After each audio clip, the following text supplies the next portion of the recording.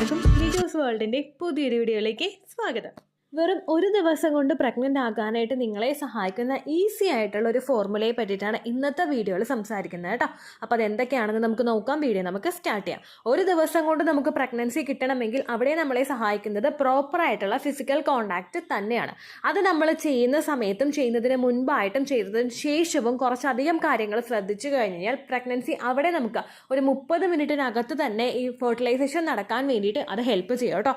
Fertilisation കഴിഞ്ഞ് കഴിഞ്ഞാൽ form ആയിട്ടുള്ള എംബ്രിയോ പയ്യെ അവിടെ ഫലോപ്പിയൻ ട്യൂബ് വഴി ഉരുണ്ട് നമ്മുടെ ഒരു യൂട്രസിൻ്റെ ക്യാവിറ്റിയിൽ എത്തി അവിടെ ഇംപ്ലാന്റ് ആവുകയാണ് ചെയ്യുന്നത് കേട്ടോ. അപ്പോൾ അതിന് വേണ്ടിയിട്ട് ഇംപ്ലാന്റേഷൻ സക്സസ്ഫുൾ ആകാൻ വേണ്ടിയിട്ട് നമ്മൾ ശ്രദ്ധിക്കേണ്ട ഒരു കാര്യമാണ് ഫിസിക്കൽ കോണ്ടാക്ട് എന്ന് പറയുന്നത്.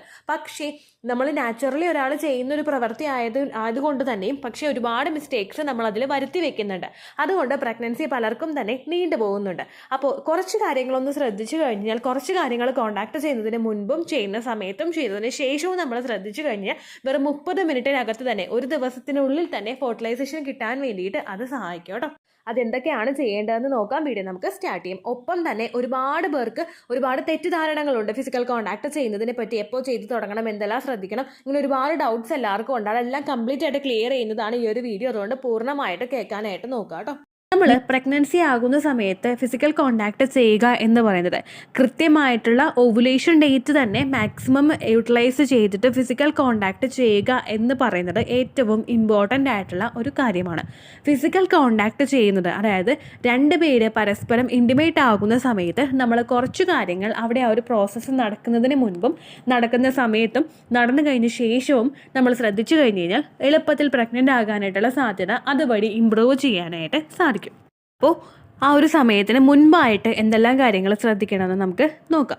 ബിഫോർ ഫിസിക്കൽ കോണ്ടാക്റ്റ് നിങ്ങൾ ശ്രദ്ധിക്കേണ്ട ഒരു കാര്യം, ഫുഡ് കഴിച്ചിട്ട് ഇമ്മീഡിയറ്റ്ലി നമ്മൾ ഫിസിക്കൽ കോണ്ടാക്റ്റ് ചെയ്യാതിരിക്കാനായിട്ട് പ്രത്യേകം ശ്രദ്ധിക്കാം.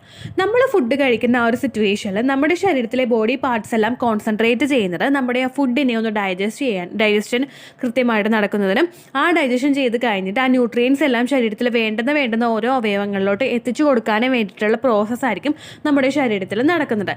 ആ ഒരു സമയത്ത് നിങ്ങൾ ഫിസിക്കൽ കോണ്ടാക്ട് ചെയ്യാനായിട്ട് നിന്ന് കഴിഞ്ഞ് കഴിഞ്ഞാൽ അതായത് നമ്മൾ ഫുഡ് കഴിച്ചിട്ട് ഇമ്മീഡിയറ്റ്ലി എന്ന് പറയുമ്പോൾ ഉടനെ തന്നെ കേട്ടോ.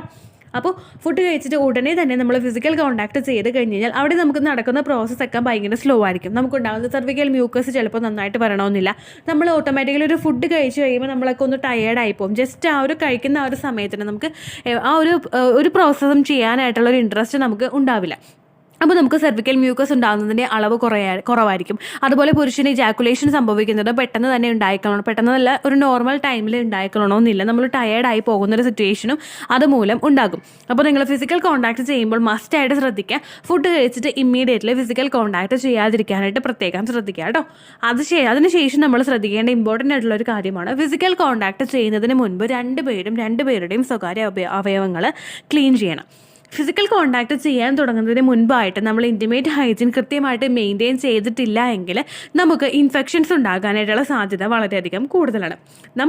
നമ്മുടെ ആ ഒരു ഇൻറ്റിമേറ്റ് ഹൈജീൻ നമ്മൾ യൂറിനേറ്റ് ചെയ്യുന്ന സ്ഥലം അല്ലെങ്കിൽ നമ്മൾ ആ ഒരു ഏരിയയൊക്കെ കൃത്യമായിട്ടുള്ള രീതിക്ക് ഹെൽത്തി ആയിട്ട് കൊണ്ടു നടന്നിട്ടില്ല എങ്കിൽ നിങ്ങൾക്കറിയാം നമ്മുടെ ആ ഒരു സ്വകാര്യ ഭാഗങ്ങളെല്ലാം ഒരിക്കലും വായു സഞ്ചാരം കൂടുതലായിട്ട് ഇല്ലാത്ത ഏരിയകളാണ്.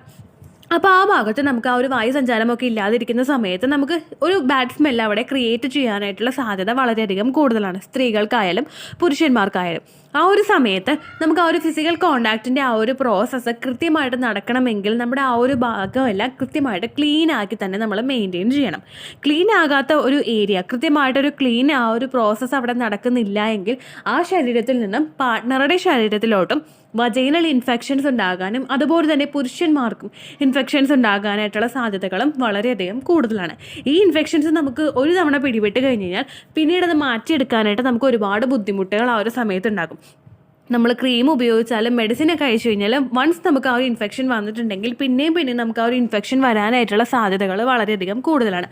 അപ്പോൾ ആ ഒരു പ്രോസസ്സ് കഴിഞ്ഞിട്ട് ക്ലീൻ ചെയ്യാം എന്നിരിക്കാതെ ഇമ്മീഡിയറ്റ്ലി ആ ഒരു പ്രോസസ്സ് സ്റ്റാർട്ട് ചെയ്യാം എന്ന് മനസ്സിൽ വെച്ചിട്ട് ക്ലീൻ ചെയ്യാതിരിക്കുന്ന ഒരു പ്രവണത നിങ്ങൾക്കുണ്ടെങ്കിൽ കറക്റ്റ് നിങ്ങൾ മസ്റ്റായിട്ട് ആ ഒരു പ്രവണത കംപ്ലീറ്റ് ആയിട്ട് അങ്ങോട്ട് മാറ്റുക. ഫിസിക്കൽ കോണ്ടാക്ട് ചെയ്ത് തുടങ്ങുന്നതിന് മുൻപായിട്ട് രണ്ടുപേരും അവരുടെ സ്വകാര്യ ഭാഗങ്ങൾ മസ്റ്റായിട്ട് ക്ലീൻ ചെയ്തിട്ട് ആ ഒരു പ്രോസസ്സ് ചെയ്യുക കേട്ടോ. ഇനി ഫിസിക്കൽ കോണ്ടാക്ട് ചെയ്യുന്ന ഒരു സമയം നമ്മൾ ശ്രദ്ധിക്കേണ്ട കുറച്ച് കാര്യങ്ങളുണ്ട്. ഒന്നാമത്തെ കാര്യം എന്ന് പറയുന്നത് ഫോർ പ്ലേനെ പറ്റിയിട്ട് ഒരുപാട് വീഡിയോസിൽ പറയുന്നുണ്ട്. പിന്നെയും പറഞ്ഞ് ഞാൻ മുഷിപ്പിക്കുന്നില്ല കേട്ടോ.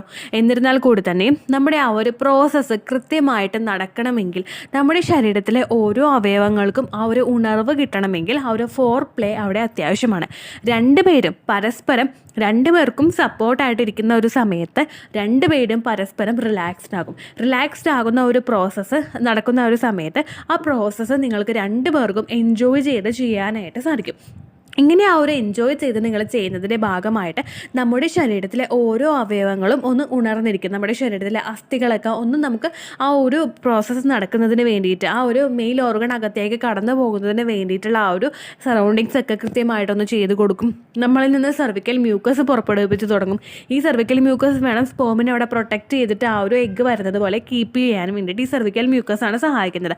അങ്ങനെ ഒരു എൻവയോൺമെൻറ്റും അതുപോലെ തന്നെ നമ്മുടെ സെർവിക്സ് ഒന്ന് ഓപ്പൺ ആയി കൊടുക്കുന്നതിന് വേണ്ടിയിട്ടും സെർവിക്സ് കൂടുതലായിട്ട് ഓപ്പൺ ആകുമ്പോഴേക്കും സ്പേമിന് ഒരുപാട് ക്വാണ്ടിറ്റിയിൽ കൃത്യമായിട്ട് ഉള്ളിലോട്ട് എത്തുന്നതിന് വേണ്ടിയിട്ടുള്ള ഒരു സിറ്റുവേഷൻ ഉണ്ടാക്കി കൊടുക്കുന്നതിനും അത് സഹായിക്കുന്നു.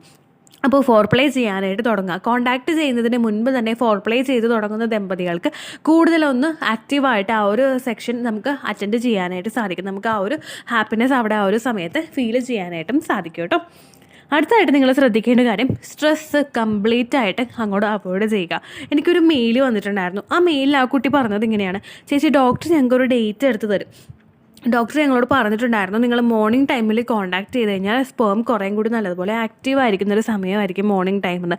ഉറക്കം എഴുന്നേറ്റിരുന്നിട്ട് എന്നെ ശരിക്കും ഇങ്ങനെ എന്താ പറയുക, ആ കുട്ടി ഇങ്ങനെ പറഞ്ഞത് അതിനിങ്ങനെ പൊക്കിയെടുക്കുന്ന ഒരു സിറ്റുവേഷനാണ്. കാരണം അത് മൊത്തത്തിൽ അത് തളർന്ന് കിടക്കുകയാണ്. കാരണം ആ ഒരു കുഞ്ഞുങ്ങൾ ഉണ്ടാകാത്തതിൻ്റെ ഒരു പ്രഷർ, ആ ഒരു ബുദ്ധിമുട്ട്, കഷ്ടപ്പാട്, ഇങ്ങനെയുള്ള കാര്യങ്ങൾ നമുക്ക് ജോലി ഇപ്പോൾ രാവിലെയുള്ള സമയത്ത് നമ്മൾ ചെയ്യുമ്പോൾ നമുക്ക് ഉറക്കം കിട്ടാതെ വരിക, നമുക്ക് അത് കഴിഞ്ഞിട്ട് ഉടനെ തന്നെ കിച്ചണിലോട്ട് ഓടേണ്ടി വരിക. അപ്പോൾ മനസ്സിൽ നമ്മൾ ചിന്തിക്കുന്നത്, രാവിലെ സമയത്ത് നമ്മൾ ചെയ്യുമ്പോഴേക്കും അപ്പോൾ നമ്മൾ മനസ്സിൽ ചിന്തിക്കുന്നത്, അയ്യോ ഇവിടെ പ്രോസസ്സ് വൈകിക്കഴിഞ്ഞാൽ എനിക്ക് അടുക്കളയിൽ കയറാൻ വൈകിക്കഴിഞ്ഞാൽ എനിക്ക് ജോലിക്ക് പോകാൻ വൈകിക്കഴിഞ്ഞാൽ ഒരുപാട് ബുദ്ധിമുട്ടുകൾ അവിടെ ചുറ്റിപ്പറ്റി നമുക്ക് ഉണ്ടാകും. അങ്ങനെയുള്ള കാര്യങ്ങളൊക്കെ ആലോചിച്ച് നമ്മൾ സ്ട്രെസ്സിൽ നിൽക്കുന്ന ആ ഒരു സമയത്ത് നമുക്ക് ആ ഒരു പ്രോസസ്സ് ഒരിക്കലും സക്സസ്ഫുള്ളായിട്ട് അവിടെ നടക്കില്ല. കാരണം നമ്മളൊന്ന് സ്ട്രെസ്ഡ് ആകുന്ന ഒരു സമയത്ത് ഒരുപാട് ആക്ടിവിറ്റീസ് നമ്മുടെ ശരീരത്തിൽ ഉണ്ടാകും. ഓൾറെഡി സ്ട്രെസ്സ് മൂലം നമ്മൾ ഫേസ് ചെയ്യുന്ന സമയത്ത് നമുക്ക് എന്തെല്ലാം ബുദ്ധിമുട്ടുകൾ ഉണ്ടാക്കും എന്നതിനെ പറ്റിയിട്ടുള്ള വീഡിയോസ് നമ്മുടെ ചാനലിലുണ്ട്. നിങ്ങൾ കണ്ടിട്ടില്ലെങ്കിൽ the choose world motivational talks എന്ന് ടൈപ്പ് ചെയ്ത് കഴിഞ്ഞാൽ നിങ്ങൾക്ക് ആ വീഡിയോസ് കിട്ടുന്നതായിരിക്കും കേട്ടോ. അപ്പോൾ ആ വീഡിയോസ് നിങ്ങൾ കണ്ടു നോക്കിക്കഴിഞ്ഞ് കഴിഞ്ഞാൽ സ്ട്രെസ് ഉണ്ടാകുമ്പോൾ നമുക്ക് എന്തെല്ലാം ബുദ്ധിമുട്ടുകൾ നമ്മുടെ ശരീരത്തിൽ ഉണ്ടാകും എന്നും മനസ്സിലാക്കാനായിട്ട് സാധിക്കും. അപ്പോൾ സ്ട്രെസ് ഇല്ലാതെ നിങ്ങൾ കുട്ടികൾ ഉണ്ടാകാത്തതിൻ്റെ എന്തെങ്കിലും ഒരു പ്രഷർ നിങ്ങൾക്ക് രണ്ടു പേർക്കും ഉണ്ടെങ്കിൽ ആ പ്രഷർ നിങ്ങൾ കംപ്ലീറ്റ് ആയിട്ട് മാറ്റി വെച്ചിട്ട് നിങ്ങൾ ആ ഒരു പ്രോസസ്സിൽ ആ ഒരു സമയത്ത് നിങ്ങൾ ജീവിക്കാനായിട്ട് പ്രത്യേകം ശ്രദ്ധിക്കുക കേട്ടോ. സ്ട്രെസ് ഇല്ലാതെ, രണ്ടുപേരും സ്ട്രെസ് ഇല്ലാതെ ഹാപ്പി ആയിട്ടിരുന്നിട്ട് ആ ഒരു പ്രോസസ്സ് എൻജോയ് ചെയ്യുക. ഇനി ആഫ്റ്റർ ഫിസിക്കൽ കോണ്ടാക്ട് നിങ്ങൾ പ്രഗ്നൻ്റ് ആകാനായിട്ട് ശ്രദ്ധിക്കേണ്ട കുറച്ച് കാര്യങ്ങളുണ്ട്. അതെന്താണെന്ന് നമുക്ക് നോക്കാം. ഫിസിക്കൽ കോണ്ടാക്ട് ചെയ്ത് കഴിഞ്ഞാൽ അറ്റ്ലീസ്റ്റ് ഒരു 10 to 15 മിനിറ്റ്സ് നിങ്ങൾ ആ ബെഡിൽ അങ്ങനെ തന്നെ കിടക്കാനായിട്ട് ശ്രദ്ധിക്കുക. അങ്ങനെ തന്നെ കിടക്കാൻ താല്പര്യമില്ലെങ്കിൽ ചരിഞ്ഞാണെങ്കിലും നിങ്ങൾക്ക് ആ ഒരു ബെഡിൽ കിടക്കാവുന്നതാണ്. ഇനി അങ്ങനെ അല്ലാത്തവർക്ക് leg up the wall position opt ചെയ്യാവുന്നതാണ്. നമുക്ക് എഴുന്നേൽക്കുമ്പോൾ തന്നെ ഈ 15 മിനിറ്റ്സ് ബെഡിൽ കിടന്നിട്ട് എഴുന്നേൽക്കുമ്പോൾ തന്നെ നമുക്ക് ആ ഒരു 7 പുറത്തേക്ക് വരുന്നതായിട്ടൊരു ഫീലിങ്സ് നിങ്ങൾക്ക് ഉണ്ടാകുന്നുണ്ടെങ്കിൽ നിങ്ങൾക്കൊരു 15 മിനിറ്റ്സ് ബെഡിൽ ലെഗ് അപ്പ് ദ വാൾ പൊസിഷനിൽ കിടക്കാവുന്നതാണ്. നമ്മൾ എഴുന്നേറ്റ് പോയി കിടക്കുന്നതിനേക്കാളും നല്ലത് ഇപ്പോൾ ലെഗ് അപ്പ് ദ വാൾ പൊസിഷന് വേണ്ടിയിട്ട് നമ്മൾ മാറിപ്പോയി കിടക്കേണ്ട ഒരു സിറ്റുവേഷൻ ഉണ്ടെങ്കിൽ നിങ്ങൾ നിങ്ങളുടെ ഹിപ്പ് ഒന്ന് ഉയർത്തി വെക്കുന്ന രീതിക്കുള്ള ഒരു പോസ് നിങ്ങൾ ഓപ്റ്റ് ചെയ്യുക. നമ്മുടെ ആ ഒരു ഹിപ്പിൻ്റെ ഭാഗം ഒന്ന് പൊങ്ങി നിൽക്കുന്ന ആ ഒരു സമയത്ത് നമ്മുടെ ബാക്കിയുള്ള ഭാഗത്തോട്ടുള്ള ഗ്രാവിറ്റി താഴോട്ടായിരിക്കുമല്ലോ. അപ്പോൾ അങ്ങനെയുള്ളൊരു പോസ് ആണെങ്കിൽ നിങ്ങൾക്ക് ഓപ്റ്റ് ചെയ്യാവുന്നതാണ്. അതല്ലെങ്കിൽ നിങ്ങളിപ്പോൾ മതിലിന് അടുത്ത് തന്നെയാണ്, നിങ്ങളുടെ റൂമിൻ്റെ മതിലിന് അടുത്ത് തന്നെയാണ് നിങ്ങളെങ്കിൽ നിങ്ങൾക്ക് leg up the wall position ആണെങ്കിലും ഓപ്റ്റ് ചെയ്യാവുന്നതാണ്. ഇനി ആ പൊസിഷനിൽ കിടക്കാനായിട്ട് നിങ്ങൾക്ക് താല്പര്യമില്ല എങ്കിൽ നിങ്ങൾ 15 മിനിറ്റ്സ് 10 to 15 മിനിറ്റ്സ് ബെഡിൽ നേരെയോ അല്ലെങ്കിൽ ചരിഞ്ഞോ നിങ്ങൾക്ക് കിടക്കാവുന്നതാണ്. ഈ 15 മിനിറ്റ്സ് കഴിഞ്ഞതിന് ശേഷം നമ്മൾ ആ ഒരു എഴുന്നേറ്റ് പോയിട്ട് 15 മിനിറ്റ്സ് കഴിഞ്ഞിട്ട് നിങ്ങൾ യൂറിനേറ്റ് ചെയ്യണം. മസ്റ്റായിട്ട് നിങ്ങൾ യൂറിനേറ്റ് ചെയ്യണം. കാരണം സ്ത്രീകളുടെ ആ ഒരു മൂത്രനാളിയും അതുപോലെ നമ്മുടെ യൂറിനേറ്റ് ചെയ്യുന്ന ആ ഒരു ഭാഗവും അതുപോലെ തന്നെ അവരുടെ വജൈനൽ ഏരിയയും അടുത്തടുത്തായതുകൊണ്ട് എന്തെങ്കിലും ഇൻഫെക്ഷൻസ് നിങ്ങളുടെ ശരീരത്തിൽ ആ വജൈനയിൽ നിന്നും നമ്മൾ യൂറിനേറ്റ് ചെയ്യുമ്പോഴേക്കും നമ്മുടെ ശരീരത്തിൻ്റെ ആ ഒരു ഭാഗത്തായിട്ട് എത്തുന്നതിന് നമുക്ക് യൂറിനറി ഇൻഫെക്ഷൻ ഉണ്ടാകുന്നതിനായിട്ടുള്ള സാധ്യതകൾ വളരെയധികം കൂടുതലായിരിക്കും. അപ്പോൾ അതൊന്ന് പ്രിവെൻറ്റ് ചെയ്യാനായിട്ടാണ് ആ ഒരു ഫിസിക്കൽ കോണ്ടാക്റ്റ് കഴിഞ്ഞ് കഴിയുമ്പോഴേക്കും ഉടനെ തന്നെ നിങ്ങൾ പോയി യൂറിനേറ്റ് ചെയ്യാം കേട്ടോ. പിന്നെ ഫിസിക്കൽ കോൺടാക്ട് ചെയ്ത് കഴിഞ്ഞിട്ട് നമ്മൾ ആ യൂറിനേറ്റ് ചെയ്യുന്ന സമയത്ത് നമ്മുടെ ആ ശരീരത്തിലെ ഇൻറ്റിമേറ്റ് ഭാഗങ്ങളൊക്കെ നിങ്ങളൊന്ന് ക്ലീൻ ചെയ്യുക. നമ്മൾ ചെറിയൊരു ചൂടുവെള്ളം ഉപയോഗിച്ചിട്ടോ അതല്ലെങ്കിൽ ജസ്റ്റ് നമ്മൾ ആ ഒരു വെള്ളം ഉപയോഗിച്ചിട്ട് നമുക്ക് ആ ഒരു ഏരിയ ക്ലീൻ ചെയ്യാവുന്നതാണ്. വജൈനയുടെ അകത്തോട്ട് നമ്മൾ സോപ്പിട്ടൊന്നും ക്ലീൻ ചെയ്യേണ്ട ഒരു ആവശ്യമില്ല കേട്ടോ. അവിടെ തന്നെ ഒരു ക്ലീനിങ് പ്രോസസ്സ് നടക്കുന്നതുകൊണ്ട് നിങ്ങൾ അങ്ങനെയൊന്നും ക്ലീൻ ചെയ്യേണ്ടതായിട്ടുള്ള ഒരു ആവശ്യം അവിടെ വരുന്നില്ല.